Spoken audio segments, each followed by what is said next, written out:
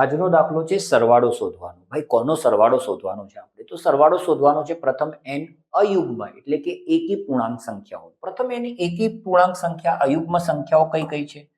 તો 1, 3, 5 આ બધી અયુગ્મ પૂર્ણાંક સંખ્યાઓ છે. ક્યાં સુધી? n પદો સુધી. બરાબર? તો આ શોધવાનું છે. હવે આ જે સરવાળો છે એક એવો સરવાળો છે કે ઘણા બધા ચેપ્ટરમાં ઘણા બધા દાખલાઓમાં જરૂર પડતી હોય છે. બરાબર? તો તમારે આને યાદ તો રાખવાનું જ છે કે આનો સરવાળો n² થાય. બરાબર? પણ આ જો શોધવો હોય તો ચેપ્ટર 5ના સૂત્રોનો ઉપયોગ કરીને કેવી રીતે શોધી શકાય? ચાલો આપણે જોઈએ. તો સૌથી પહેલા આ એક શ્રેણી છે. શ્રેણીનું પ્રથમ પદ આપણને સ્પષ્ટ દેખાય છે. કેટલું છે? 1 છે.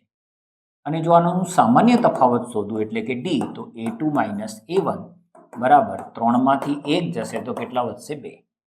અને કેટલા પદોનો સરવાળો કીધો છે? n. તો આપણે n નું મૂલ્ય તો n જ લઈશું. બરાબર?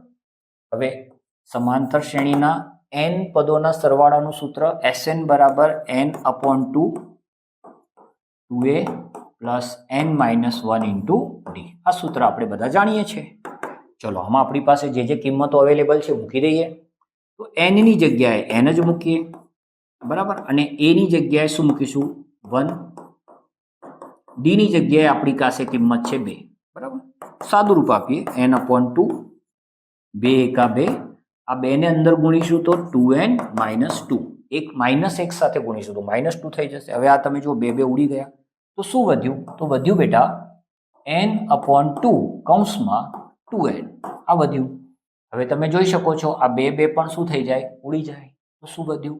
n કૌંસમાં n. અને n ગુણ્યા n શું થઈ જાય? n².